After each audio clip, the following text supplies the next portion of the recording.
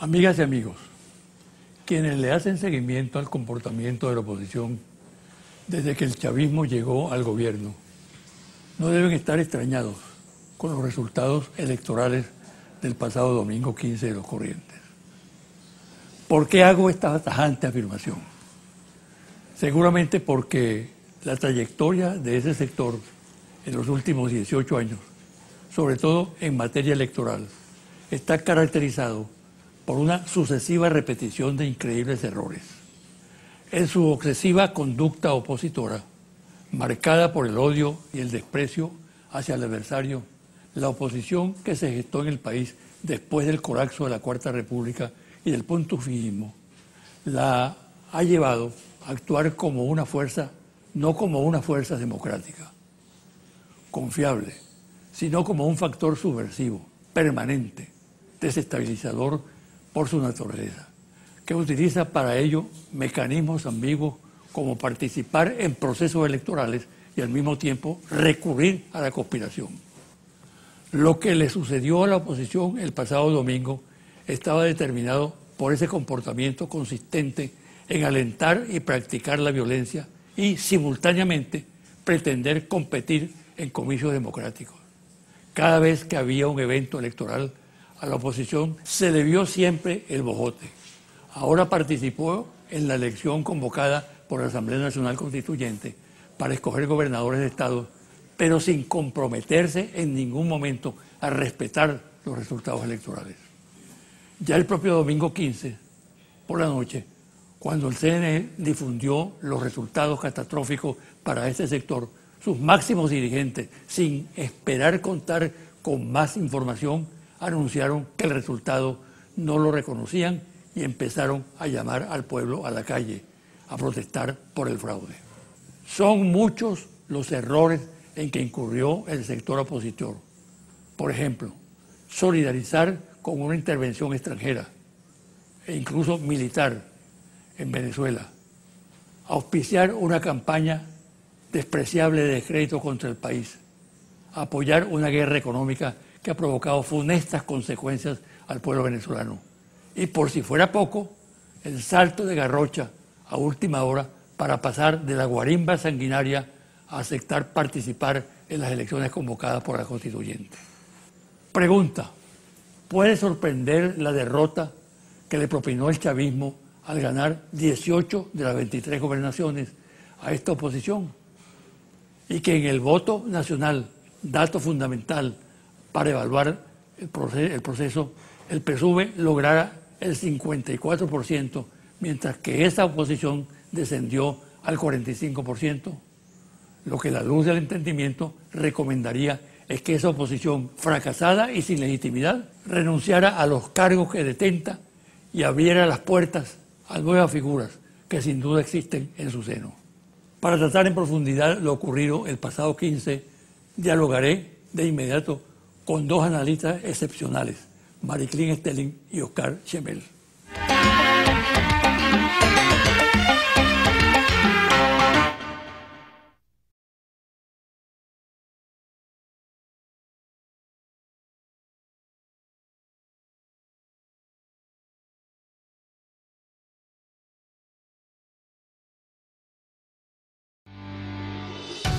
Estás viendo José Vicente Hoy.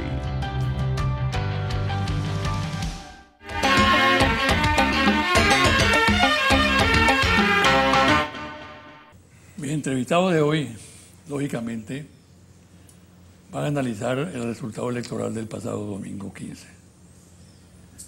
Por cierto, son dos entrevistados expertos en el análisis político y de los temas electorales. Dos analistas de postín, Mariclín Stelling y Oscar Chemel, bastante conocidos por ustedes, pero que realmente vale la pena todo cuanto plantean cada vez que se presenta un proceso especial en el país, como es el caso del 15 de pasado. Bienvenida. Muchas gracias, José Bienvenida. Vicente. Gracias por tu Bienvenido. invitación. Gracias, José Vicente. Mira, ante todo, ¿cómo calificarían a ustedes lo que sucedió electoralmente el pasado domingo 15. Un terremoto político, un golpe de estado del pueblo.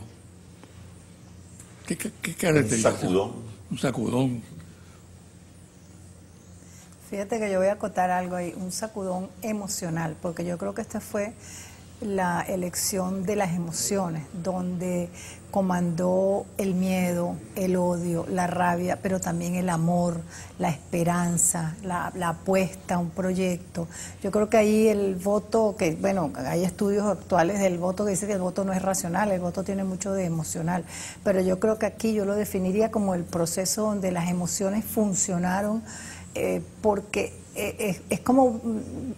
Es difícil entender cómo en una situación de crisis como la que estamos viviendo, el chavismo, el madurismo, el gobierno alcanzó un importante caudal de votos, porque lo que se pensaba un poco, lo que podría haber pasado, es un castigo, una sanción a la gestión de gobierno, y no fue así. Fue una apuesta a un proyecto, fue un apoyo, pero hay para mí un elemento emocional muy importante. Es decir, que el pueblo drenó. No sería El pueblo sentimiento drenó, ese día. Sí. Carlos. Sí, la abstención jugó un papel muy importante en esta jornada electoral, la abstención de la oposición. Pero la abstención es consecuencia, no es causa de los resultados electorales. La abstención de la oposición significó un rechazo, un cuestionamiento a la conducción de la Mesa de la Unidad Democrática, a sus desaciertos estratégicos, a su ignorancia acerca de lo que ha ocurrido en el país en los últimos 15 años, a su incluso no solamente ignorancia, rechazo, indiferencia, a la aporofobia, el desprecio por los pobres, que no disimulan algunos dirigentes. Ese término. Sí, algunos dirigentes de oposición. Es una analista española la que señala ese término y que califica perfectamente la calidad de liderazgo de la oposición. Y también fue la continuación del comportamiento de la opinión pública que se inició luego del fracaso de la guarimba y con la constituyente. En esta oportunidad también hubo un rechazo contra la estrategia insurreccional, la guarimba, los trancazos de la oposición. De alguna manera, sectores moderados de la oposición castigaron, con la abstención castigaron esa estrategia. Yo creo que ya después de 15 años, 16 años de fracaso, la actual dirigencia de la oposición, que es la misma desde hace 15 años, debería realmente repensar su permanencia en la dirección de la oposición. Yo creo que es la gran oportunidad de darle paso a otros liderazgos dentro de la oposición que realmente entiendan el fenómeno que significa el chavismo y entiendan la apuesta a la democracia y a la paz de la mayoría de los venezolanos. Ahora bien, ¿qué relación establecerían ustedes entre el voto del 15 pasado, ¿no?, y el voto del 30 de julio, que fue el voto de las elecciones de la constituyente, y el voto del 6 de diciembre, cuando la oposición gana el control de la Asamblea Nacional? Claro, Son tres momentos electorales. Yo ahí manejo un concepto que no sé si está apropiado, yo lo llamo el voto golondrina. Yo creo que ahí, así como capitales golondrinas que migran de un lado a otro, yo creo que ese elemento afectivo del venezolano, ese elemento mágico religioso, esas expectativas que se ponen en el voto, o esa desesperanza o esa rabia que yo te hablaba al inicio, yo creo que eso ha incidido que voten, que migren gentes de la oposición, que entonces protestan contra la guarimba, entonces ahora voto por el gobierno, el chavismo que castigó en las elecciones de las parlamentarias, castigó, el de la Asamblea Nacional, el chavismo castigó. Entonces son votos que migran, que van y vienen, que son esos votos golondrinas que reaccionan con afectividad a la situación que se está viviendo, pero que en este caso creo que fue verdaderamente favorecedor al gobierno, ese elemento afectivo que yo estoy trabajando y analizando, porque apostó a la esperanza, es lo que yo creo. En el 2015 ganó el descontento, El 2015 claramente ganó el descontento y el respaldo a la ruta democrática y electoral de la oposición. 6 de diciembre de 2015. Sí, en el 2015, en las elecciones parlamentarias. La oposición abandona la ruta electoral colocándose de espaldas de más del 80% del país, ¿sí?, que está de acuerdo en que los cambios deben darse en circunstancias democráticas, mediante vías electorales, pacíficas y electorales. Pero luego la oposición, como decía, cambió la ruta, cambió la estrategia. Siempre lo ha hecho. Esas indefiniciones, errores, torpeza, esquizofrenia, le ha costado muy caro a la oposición electoralmente. La oposición se enrumba, asume la línea insurreccional con 4 meses de odio, de violencia, de guarimba, de trancazo, ¿no?, que despertaron un enorme rechazo por parte de la población, que se expresa luego, entre otras cosas, se expresa luego en las pasadas elecciones por la constituyente y que se reedita recientemente con las elecciones a gobernadores. Los factores económicos también influyeron, no solamente... no solo la afectividad, claro. claro. La campaña de la oposición, en vez de replantear, reponer los problemas económicos, los abandonó durante la campaña. En la campaña solo quiso llamar a votar, en esta campaña reciente, olvidando que lo que tenía que modificar eran las causas de la abstención, las causas de la potencial abstención.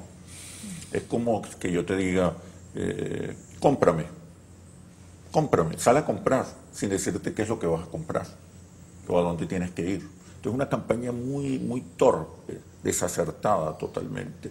En cambio, la campaña del chavismo se basó en las promesas, en los proyectos, en la propuesta, despolarizó el debate electoral, reposicionó a la oposición como fuente de violencia, caos y antinacionalismo. Y obviamente conservó la votación que tenía en las parlamentarias. ¿Qué representa el cambio en cada uno de esos procesos electorales? Aparte de lo electoral, ¿qué otra incidencia tienen? Bueno, yo creo que aparte de lo electoral están las condiciones objetivas de subsistencia, la situación económica, pero también hay la intermediación mediática, cómo se comportan las narrativas mediáticas, los relatos que utilizan los líderes políticos, las narrativas que se emplean. En este caso, Schemmel está señalando algo verdaderamente importante, que es esa desconexión que ha demostrado la oposición con los ciudadanos y las ciudadanas. Independientemente de cualquier tolda política. Allá hay una desconexión, allá hay una oposición que se mire el ombligo, que se habla a sí mismo, pero que no le está hablando ni a sus seguidores, porque la oposición ha confundido a sus propios seguidores cuando en un determinado momento los llaman a votar, luego los llaman a abstenerse, luego los llaman a la violencia, a la guarimba, a la muerte, inmediatamente dice que van a diálogo, después se retiran del diálogo, y eso es una conducción muy errática de que confunde a su propio electorado, de manera que ese electorado no tiene una conducción, una voz que le hable, no tiene una narrativa que los integre. ¿Hay subestimación por parte de la dirección? Yo no diría si es subestimación, porque ellos lo necesitan el voto. Yo creo que hay una desconexión y un desconocimiento de la realidad venezolana, y además hay unas fracturas internas gravísimas que les impiden convertirse en una sola voz, que les impiden ser la MUD. Ellos no son la MUD, ellas son facciones divorciadas unas de otras. Entonces, cuando tú no tienes una narrativa y un comportamiento constante, que sea siempre el mismo, no vamos a diálogo y definitivamente no vamos, o no vamos a las elecciones y definitivamente no vamos, vamos a apostar a la violencia hasta la muerte, vamos a apostar a estas llamadas que estamos haciendo al mundo de que intervengan a Venezuela, pero cambia a cada momento la instrucción y cambia a cada momento la narrativa, y no hay un liderazgo allí que tú digas cuál es el líder de la oposición, no existe. No hay propuesta, no hay proyecto, no hay discurso, no hay símbolos, no hay narrativas. Es una ausencia dramática de herramientas fundamentales para convocar, movilizar, entusiasmar a la población. Yo quiero notar algo que creo que es importante. No solamente fue derrotada, aplastada una conducción estratégica, una conducción política. Fueron derrotados también sus intelectuales, los intelectuales de la oposición, los analistas de la oposición, que siempre han menospreciado, despreciado, ignorado, incomprendido el fenómeno social, político y simbólico que representa el chavismo. Nosotros, desde Interlace, hemos venido insistiendo, aún a costa de aún a pesar de los insultos, las amenazas, los señalamientos, que el chavismo es la única fuerza social, política, cultural y simbólica del país. Y hay datos interesantes que siempre los mencionamos en los confidenciales al cierre. 59% de los venezolanos preferiría que Maduro resolviera antes que viniera un gobierno de oposición.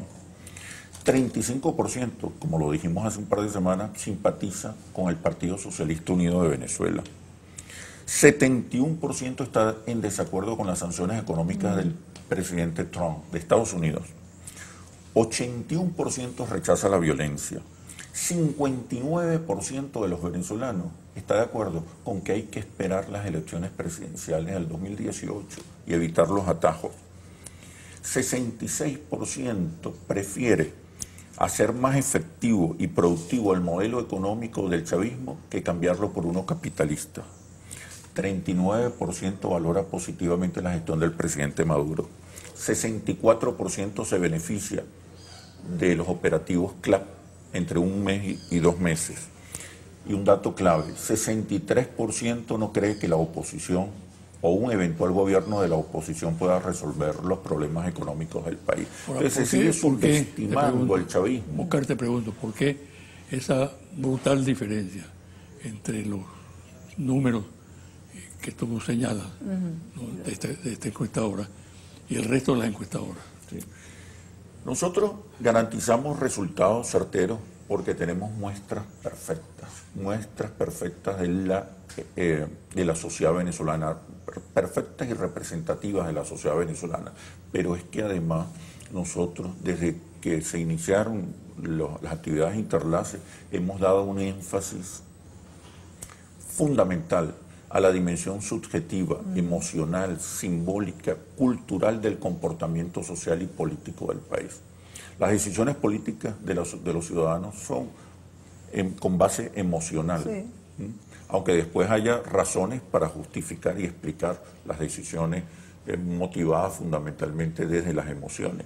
Pero no solamente emociones, son creencias, principios, temores. Un factor fundamental que ha impedido que la oposición se convierta en alternativa, además de sus carencias e ignorancia e incompetencia, es la aporofobia, el desprecio por los pobres.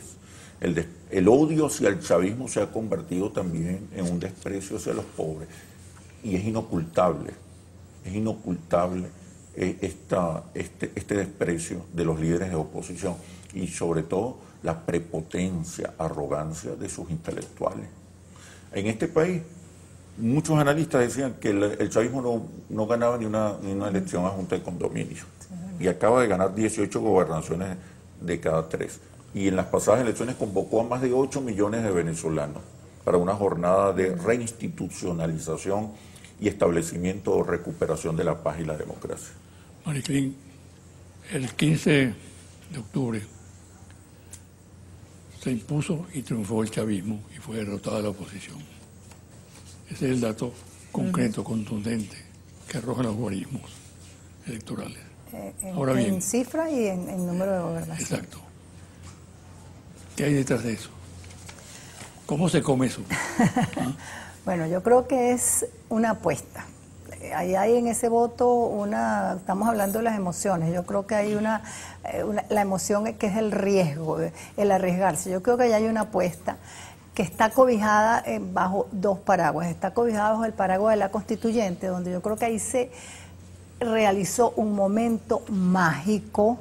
Esa constituyente fue un momento mágico, fue el chavismo de repente, es lo que yo estoy llamando orgullo chavista. El chavista de repente se reconoció, dijo, somos mayoría, existimos, no nos tenemos que seguir escondiendo, porque venían de este proceso espantoso de las guarimbas, donde el chavismo se escondía con miedo a perder su vida, con miedo a que lo reconocieran, tus propios vecinos te estaban amenazando. Esos 2 elementos, las guarimbas, la violencia desatada de las guarimbas, el poco valor de la vida, el desprecio al chavismo, al rojo rojito, ¿verdad?, que se instauró, es un elemento de temor espantoso donde el chavismo recula, se esconde y se siente casi que avergonzado y miedoso de ser chavista. Vienen las elecciones a la Asamblea Nacional Constituyente y el chavismo sale a votar y se reencuentra. Yo fui al Poliedro, el Poliedro se hizo un espacio mágico, el Poliedro, la gente se reconocía, se reencontraba, los sectores medios que estaban atrapados en urbanizaciones como Bellomonte, salieron, se vieron, se reencontraron, somos mayoría, existimos, ¿por qué tenemos miedo? Son dos momentos mágicos, por eso yo estoy hablando mucho de emotividad, de la magia, el mágico religioso. Fueron dos momentos mágicos que acobijaron también, de alguna manera, las elecciones ahorita a gobernadores, las regionales, pero están muy cercanos. Entonces, la magia es un paraguas que cubre estas últimas elecciones que tuvimos. Pero esa magia desaparece, porque eso es como un enamoramiento. El enamoramiento desaparece si tu enamorado o tu enamorada no te responde en las medidas de tus necesidades. Y allá hay un peligro que es la esperanza desatada que los venezolanos y venezolanas tienen en la constituyente. Allá hay una esperanza que va más allá de lo racional, es una esperanza mágico-religiosa de que la Asamblea Nacional Constituyente va a arreglar esto ya. En la medida en que la Asamblea Nacional Constituyente no responda, no resuelva, demore en resolver las necesidades básicas de subsistencia, que es lo que la gente está gritando, desaparece la magia, desaparece el enamoramiento y te empiezas tú a preguntar, bueno, ¿cómo yo me enamoré de esta persona tan espantosa? ¿Qué me pasó? ¿Qué me enamoré? ¿Qué tenía? ¿Qué le vi? Ese es un peligro que está allí a las puertas. Un poco en base a lo que tú acabas de decir, vamos a hacer una pausa, pero quiero dejar en el aire precisamente que en el próximo futuro, ¿qué va a ocurrir con esa mayoría chavista triunfante y esa minoría de la oposición? ¿Está bien?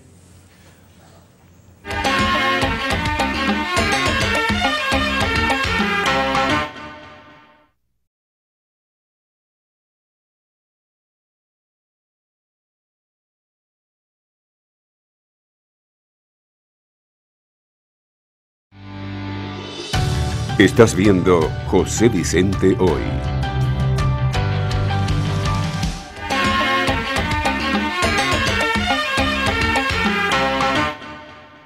Las predicciones en torno a los desarrollos futuros, en materia de política, en lo institucional, en lo económico, en lo internacional. Bueno, me voy a colear yo. Colete.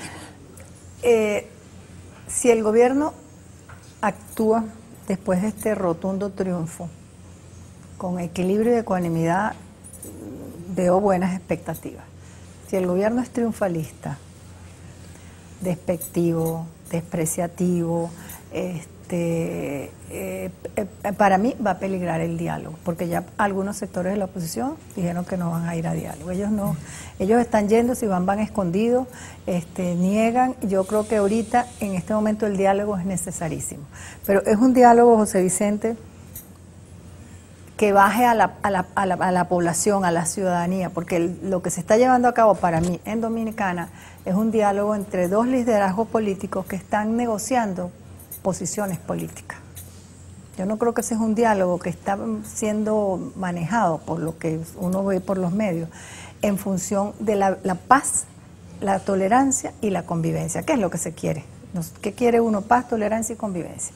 Pero ahí lo que se está prácticamente conviniendo o discutiendo son las posiciones políticas de ese liderazgo que está yendo a Santo Domingo. Tú tienes mucha razón, porque creo que el pueblo ha permeado esa idea, ¿no?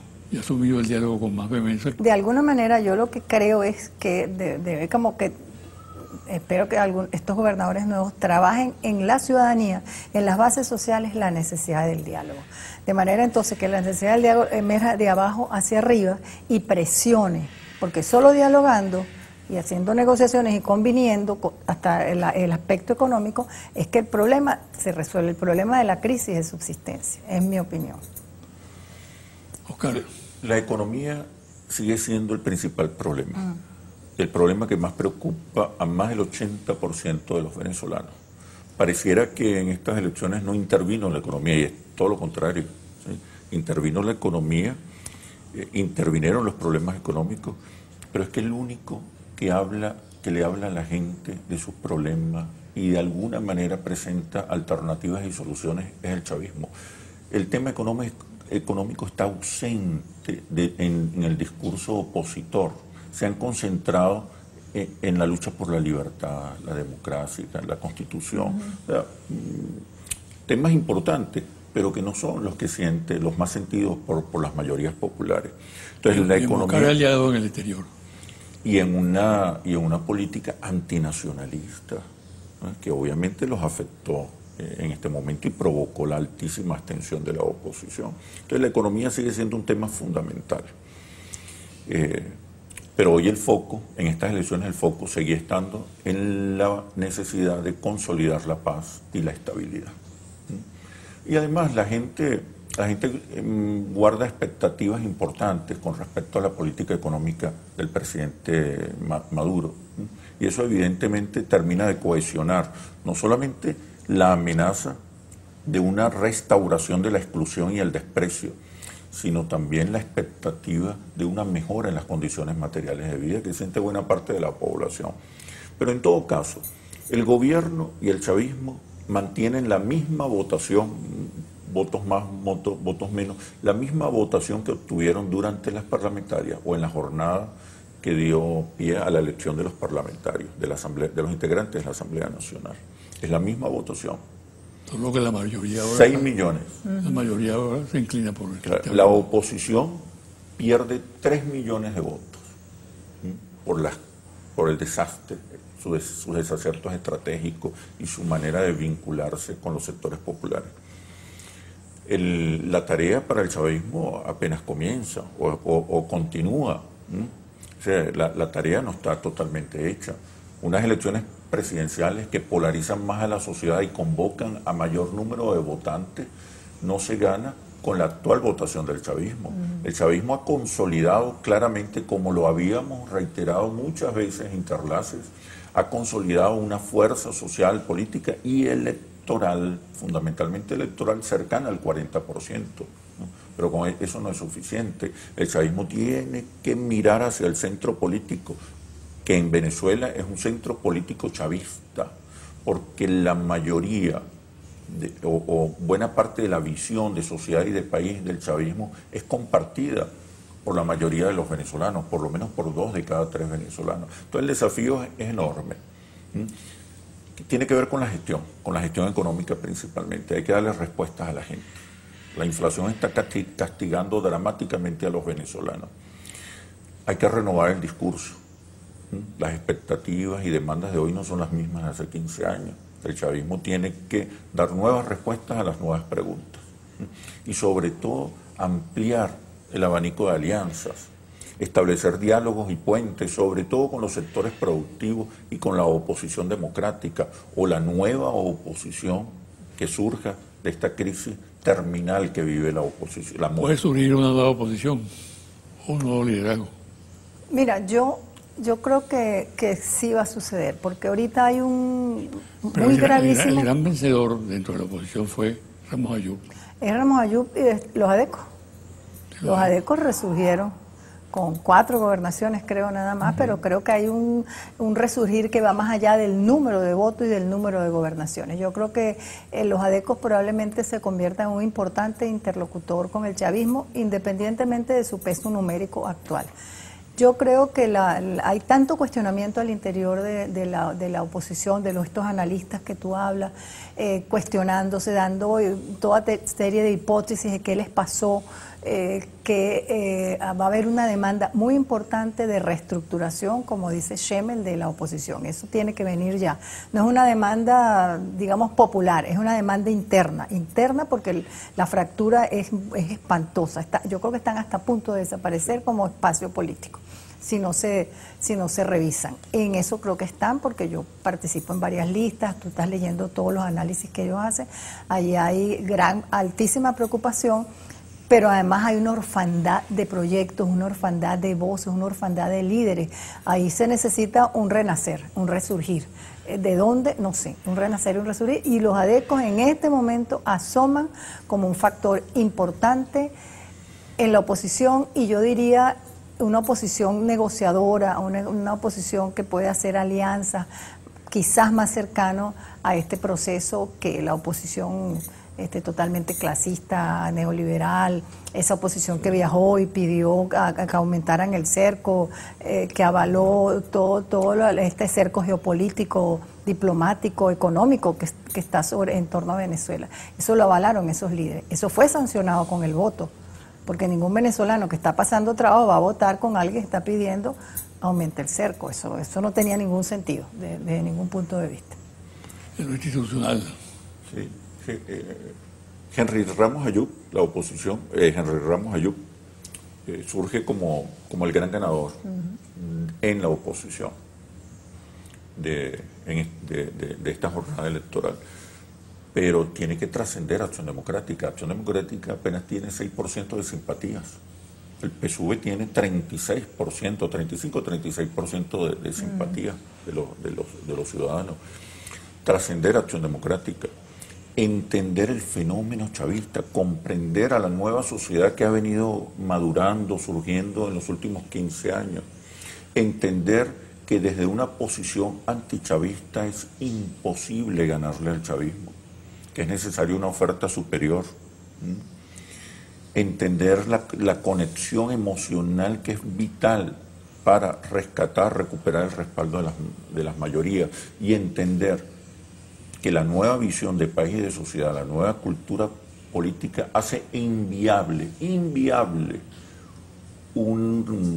una restauración de un modelo neoliberal en Venezuela, en democracia. Entonces, los desafíos para unos y otros son inmensos. Hay un enorme país que está en el centro político que tiene que ser conquistado por una de las dos fuerzas para lograr la mayoría electoral necesaria. Lo que ocurre en Argentina y en Brasil es elocuente. Sí. El proyecto neoliberal como respuesta al proyecto chavista ha fracasado prácticamente. Y que está produciendo procesos de pobreza inmensos. Exacto, ahora. Pero el modelo económico del gobierno bolivariano tiene que renovarse, tiene que dar respuestas, tiene que brindar soluciones, y por eso debe dejar los dogmas y asumir como nuestros aliados en el ALBA, como nuestros aliados en otra parte del mundo, asumir que a veces es necesario, o muchas veces es necesario, cierto pragmatismo económico para poder darle soluciones a la gente. Nicaragua, Bolivia, Ecuador son economías exitosas. Belarus, China, Rusia, ¿no?, que han abandonado los dogmas que no funcionan, manteniendo una línea política, una visión de país y de sociedad que está eso a la estaría en un izquierda. proyecto futuro. Pero en este momento hay que darle respuesta a los problemas de inflación. Yo diría que hay un elemento importante también que ya esa lucha se está dando, es contra la corrupción. Creo que Tarek William Saab, el Ministerio Público, está enfrentando en buena lid la corrupción, pero yo creo que eso lo demanda también la ciudadanía. Lucha contra la corrupción. Hay algo que es importante mencionar, cortico, que es que esta jornada reafirma, consolida, fortalece el liderazgo de Nicolás Maduro dentro del chavismo, del chavismo y de cara a la sociedad venezolana. Nicolás Maduro aparece ahora como más claramente como un estadista, como un conductor acertado, como un lector de la realidad política inteligente, capaz de asumir riesgos, capaz de la audacia necesaria para avanzar. Yo creo que eso coloca a Nicolás Maduro ya definitivamente como el principal líder del país, como el principal referente de la sociedad venezolana. Hay como una mayor conexión. Hay una mayor conexión. Y eso creo que hay que destacarlo. Y el manejo de la política exterior. Exacto. El manejo de la política exterior yo creo que es básico en este momento por todo el cerco al que estamos sometidos y porque la verdad que ha trascendido al exterior es la media verdad de la oposición. La media verdad que maneja, que yo ya hablo de medias verdades porque creo que son dos bloques importantes. ¿Pero qué sugieren ustedes? ¿Ah? ¿Qué sugieren ustedes? Bueno, yo creo que hay que, no sé si renovar el cuerpo diplomático o renovar el discurso diplomático afuera, la explicación de lo que en realidad está aquí sucediendo, los medios tienen que colaborar, no tiene que haber, no debe ser una narrativa, como dices tú, tan dogmática. Yo creo que hay que exportar lo que realmente aquí está sucediendo y hay que derrotar esa otra media verdad que es la que ha comprado la mayoría de los países, la Unión Europea, pues los Estados Unidos, Canadá, México, Colombia aquí al lado. Es más, la idea de fraude ya se está vendiendo internacionalmente. Hay una guerra económica contra el país, pero también hay una guerra cultural, comunicacional contra el país. Las dos van en paralelo, las dos van tomadas de la mano. Una política económica menos dogmática, más en positivo, que atraiga, que atraiga inversiones, que cree las condiciones más favorables, más confiables, ¿no?, para atrapar, para hacer atractivo el país a los inversionistas, es clave. Eso va a ayudar mucho a enfrentar el cerco y la asfixia económica y financiera que pretenden imponer desde algunos factores externos. Yo creo que eso es positivo. Hay que aprender un poco de la experiencia rusa. En medio de un cerco también económico y financiero, hoy Rusia es más fuerte económicamente, se ha consolidado, su desarrollo es mucho más vigoroso. Pero eso, en el caso de Venezuela, pasa por diseñar una política económica más clara, más convincente, que genere confianza y condiciones favorables a la actividad económica y a los sectores productivos. Eso por un lado. Por otro lado, la guerra comunicacional. Hay que buscar los mecanismos y los contenidos necesarios para imponer, para colocar la nueva interpretación de lo que está ocurriendo en Venezuela. Hay una interpretación sesgada, negativa, terrible sobre el proceso revolucionario en Venezuela. Hay que imponer, establecer las otras narrativas, las otras interpretaciones, la otra visión del país. Ahí hay que hacer un trabajo importante de gestión comunicacional. Implica también un relacionamiento con factores de opinión influyentes y con factores económicos influyentes. Finalmente. Alianzas, esas son alianzas que hay que hacer. Finalmente, una pregunta para ambos.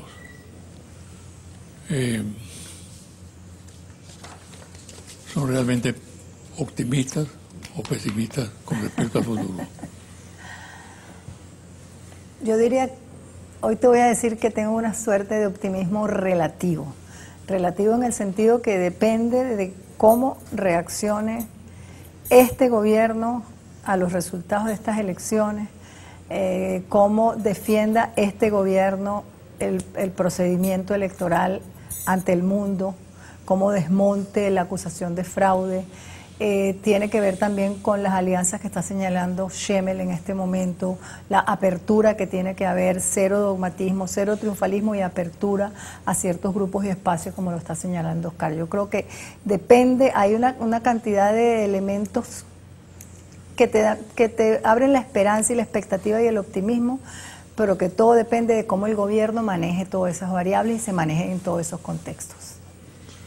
Además de los desafíos que tienen las dos fuerzas fundamentales, las dos fuerzas políticas y electorales fundamentales que ya hemos mencionado, yo creo que hay que ser optimistas, porque este país, este pueblo, nos mostró, nos demostró, nos reveló su altísimo nivel de madurez ciudadana, política, democrática, cívica. Yo creo que esa madurez es ya de por sí un factor fundamental para ser optimista. Ambos sectores tienen desafíos propios particulares, pero yo creo que hay que destacar la madurez democrática, cívica, paciente, decisiva y decidida de las mayorías populares. Yo creo que eso es fundamental. Muchísimas gracias entonces. A ti, José Vicente. Muy importante lo que han dicho en el programa. Les deseo la mayor suerte, pero muchísimas gracias. José Vicente, gracias a ti. Gracias. Felicitaciones. Gracias, Oscar. Una pausa y ahora los confidenciales.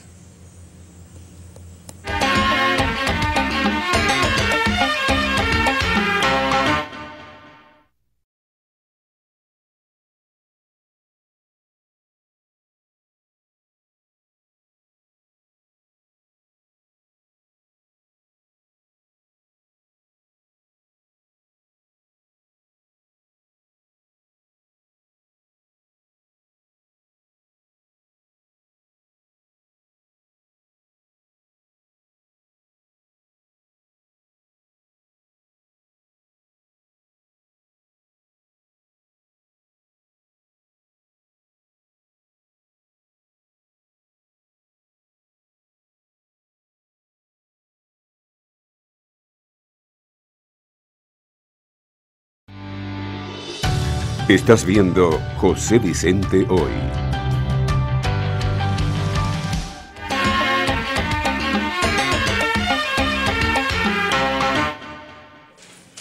Y ahora los confidenciales. Observación y crítica del comando de campaña de la oposición. La MUD basó su estrategia siguiendo el ejemplo del 2015.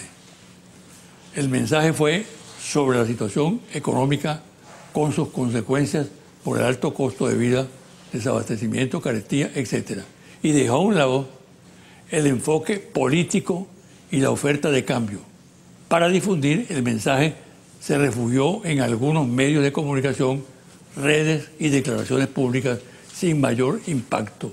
Y sobre todo, la obscena dependencia del exterior, particularmente de los Estados Unidos.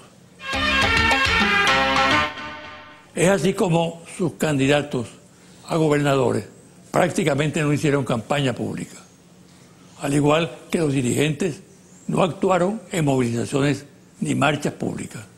Fue notable la diferencia de este tipo de campaña con los miles de actos públicos en los cuales participaron los candidatos a gobernadores del PSUV y dirigentes nacionales de este partido y del Polo Patriótico. El pírrico resultado del número de gobernadores que obtuvo la oposición conduce a los observadores a señalar como lógico ganador en el sector a Henry Ramos Ayub, ya que de las 5 gobernaciones que logró la oposición, 4 pertenecen al partido Acción Democrática. Esto quizás explique la prudencia con que se ha manejado Ramos Ayub, el cual no ha solidarizado con el planteamiento de la mayoría de la MUD, calificando de fraude el resultado electoral del 15 de octubre.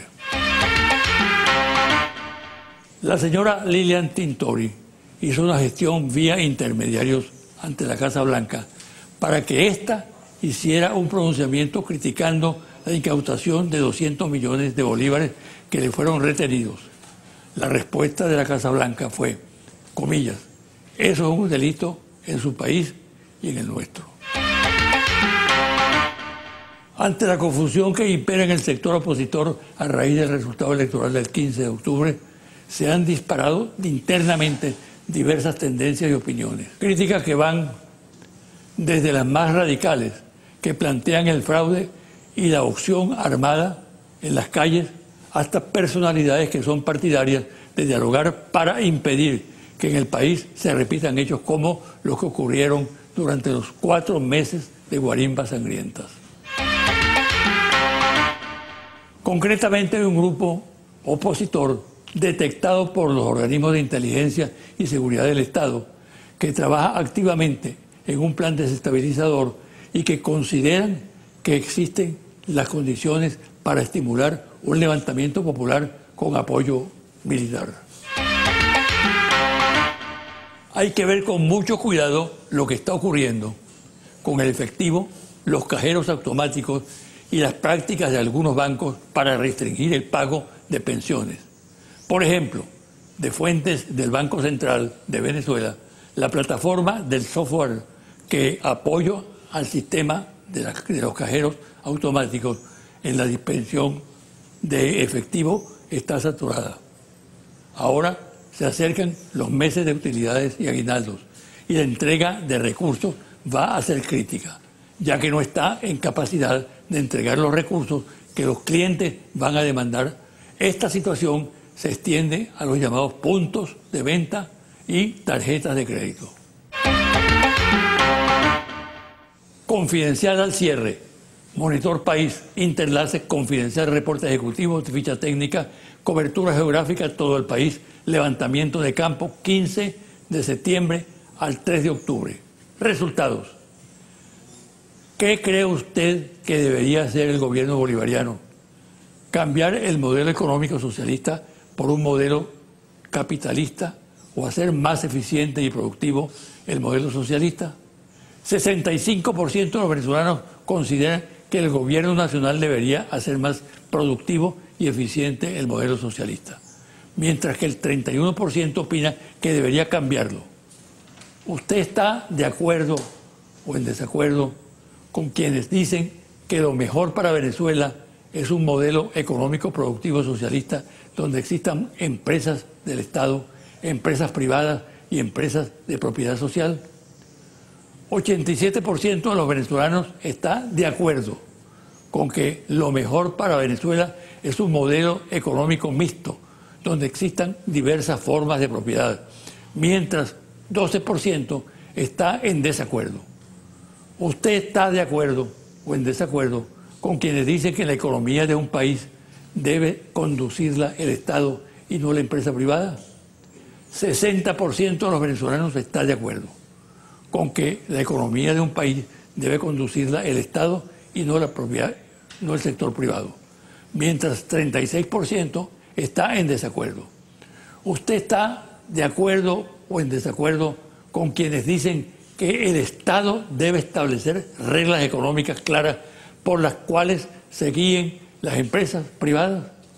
81% de los venezolanos está de acuerdo con que el Estado debe establecer reglas económicas claras por las cuales se guíe la empresa privada, mientras que el 18% está en desacuerdo.